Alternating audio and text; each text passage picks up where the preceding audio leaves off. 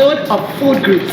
Of course, I'm here again, Wendy Foncette, and I'm here with the amazing, magical, I want to call you magical, Chef Selwyn Wickham. Selwyn, how have you been? I have been tired, but I'm fine. Well, listen to me. I am so famous with my focaccia that I made. Everybody loved it. And you know something? It's really very healthy. Absolutely, yes it is, because all those wonderful ingredients there. Wonderful ingredients. But I must tell you, I put in a little piece of pineapple in there. Anyway, no comment, no comment. Let's take a quick break. Before we take a break, what are we going to be making today? Well, today we're going to be making some wonderful, scrumptious peanut butter cookies. Oh my gosh, so all of you, and you have that sweet tooth, like myself, stay tuned. We're going to be right back with peanut butter cookies. Welcome back. So we're here and we have our ingredients laid out. Selwyn, what do we have? We have flour, we have peanut butter, Flour we have again. butter. Baker's flour. No. This time we have all-purpose flour. Ah, it's a different kind of flour. We're going to talk about that one today. Yeah, you need to tell me about this. Yeah, right, so this is right. So for this flour, it's all-purpose. It's a flour that is not very strong, not very weak. It's more. It's really marketed for domestic consumption, but with regards to your cookies and your pastries, it's a fantastic flour because it's not going to let them very hard. Right. Okay, so the peanut butter cookies is because I know there's some cookies that are very hard, and you know what? Somehow I like hard cookies. Really? I don't know what. Yeah, I really like hard cookies. The thing about cookies is that once you bake your cookies well, you actually dry out all the moisture from the cookies, and it lasts much longer. If you underbake the cookies, you have a softer cookie. That's when they tend to spoil. Okay, so we have to get that texture just right. That's right. So what else goes into this cookie? So all-purpose flour, peanut butter, butter. We have sugar, 2 sets of sugar, brown sugar and white sugar, and it's for taste and to texture as well. Okay. Then we have eggs, a little salt to bring on the flavor, and a little bit of baking soda, just a little bit for some leavening. Okay, and no water. No water. What? Okay, so I really need to get this right. So tell me, how you want to give me quantities as well as tell me what goes in first, because I know before you talked about the water going in first so that it could not stick. So So with regards to our cookies now, cookies are very much different to bread. Right. Cookies is really like a small cake because all the ingredients that go into cake making goes into your cookies, just that we make them smaller. So in our cookies we're going to put the both butters, the butter as well as the peanut butter along with the white sugar and the brown sugar into the mixer. We're going to take them through the creaming process. Once they've turned from bright to light color, we're going to begin to add the liquid ingredient, which is just 1 egg, and then we're going to fill in the flour, the salt, and the baking soda. We're going to mix it up nicely, but it's not for very long because you don't want it to become light and fluffy. Cookies are not mixed for very long. So what is going to be the texture, the dough? It's going to be stiff, but not very stiff. Guys, stay tuned for this. Get in close because you have to get the texture right. So let's put our ingredients in, Selwyn. What are we starting with? Okay, we're going to start with 6 ounces of butter. Right. As well as 6 ounces of peanut butter. So 6 ounces of butter, 6 ounces of peanut butter, right. 4 ounces of both brown sugar and 4 ounces of white sugar. Right, and if you put those in, let's chop. So you're saying the brown sugar and the white sugar is just that mixture is just really for taste. Absolutely, it's just for taste. Okay. It's also going to add to the texture of the cookie as well. Oh, okay. So we have our butter in, peanut butter. We're going to add our butter now, 6 ounces each. And is that fresh butter? That's fresh butter, so you can use any fresh butter? Yes, you can. Preferably unsalted butter, but if you have to use salted butter, you need to eliminate the half teaspoon of salt that goes into the recipe. Okay guys, you heard that, huh? Eliminate the salt if you're using your salt butter. Right, and that's the brown sugar. So what we're going to do now is just get it into a cream. Right, so we're going to put it on the mixer, pulse it a little bit, and we're going to start our creaming process. Again, we don't want to mix it too fast because whenever you're creaming, you cream at medium pace. Usually the mistake people make is that they put on the mixer too fast. So it goes up and then it runs flat. You want to cream at a medium pace. So Selwyn, here's my thing now, right? Remember, I don't have a mixer and I know, don't panic viewers, don't panic. I know by the end of Food Groups you're going to jump in there and buy a mixer. But for now, don't panic. So if I don't have a mixer at home, no problem. No mixer, no problem. What you need to remember though is that the butter, you need to take out the butter out of the refrigerator, bring it to room temperature so it doesn't give you any problems when you're mixing it. Because the cold butter, it's difficult. It seizes the grains or the granules of the sugar, and it takes a longer time for it to break down. So take the butter out, bring it to room temperature, as it's the same consistency as the peanut butter. Right. Perfect. Okay, so you also said that how you will know that it's finished. It turns from a, what did you say? From a bright color to pale.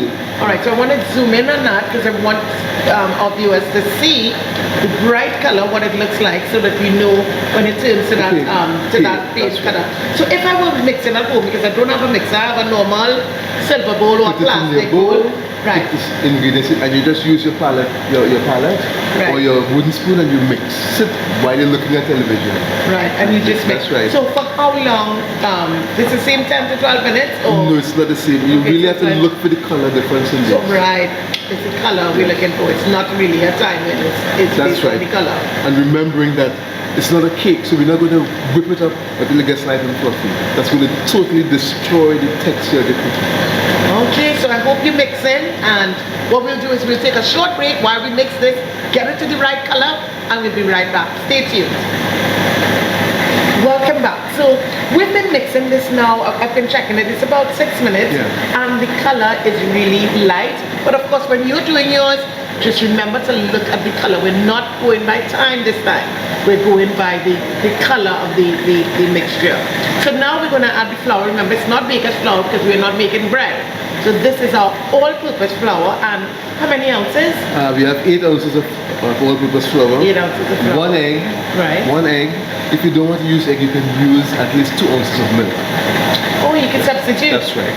So oh, you can substitute a half teaspoon of salt and half teaspoon as well of baking soda.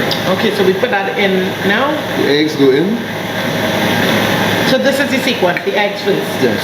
Okay. You want to stop it and you want to scrape down to make sure it's well incorporated. And if you were mixing in your bowl, you do the same thing.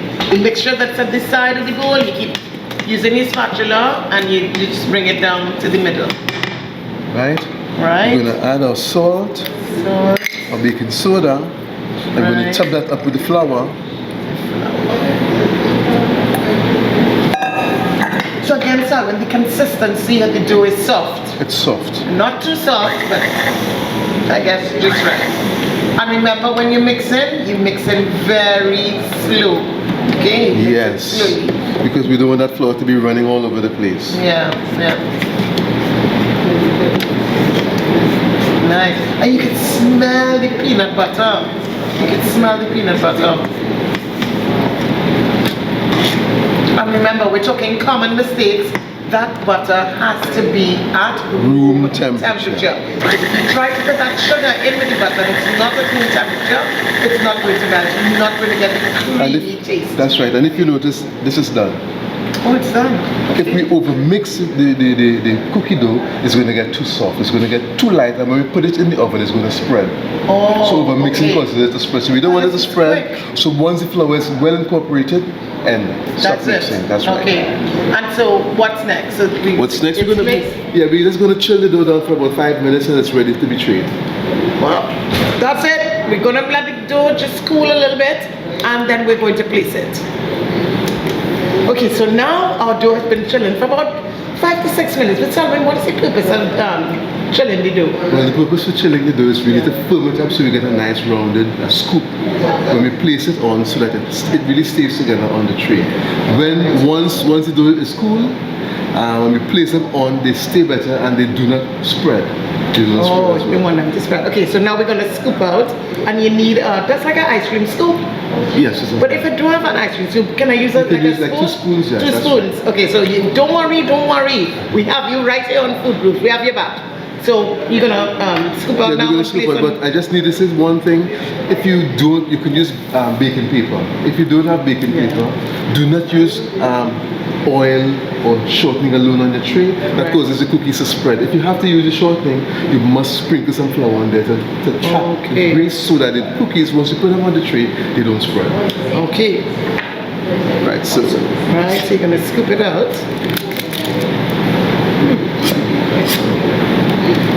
So this mixture could make about how many cookies? About 2 dozen. About 2 dozen, okay. And that's good, you make those for your sweet tooth. Satisfy that sweet craving. So when I really have a sweet tooth, you know. Yes, I really have a sweet tooth. 12 cookies. You know what they say about sugar? No, what? I'll tell you next week. We'll tell you next week what he says about sugar. Alright, so we scoop them out, and even scoop for each of them.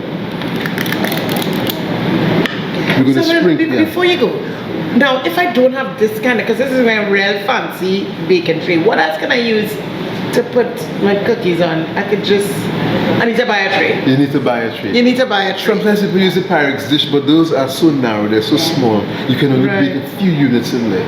Correct, okay. So we're just going to sprinkle the tops of these with some brown sugar. Okay. And what does that do?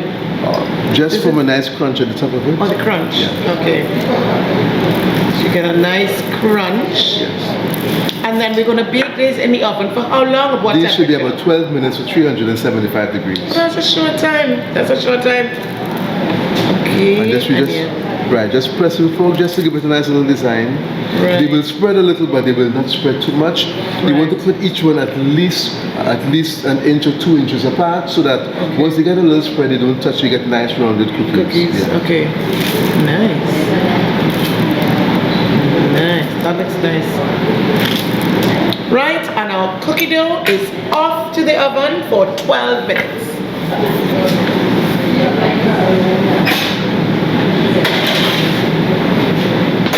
Right, so that's our 12 minutes, and out comes our peanut butter cookies, ready for tasting.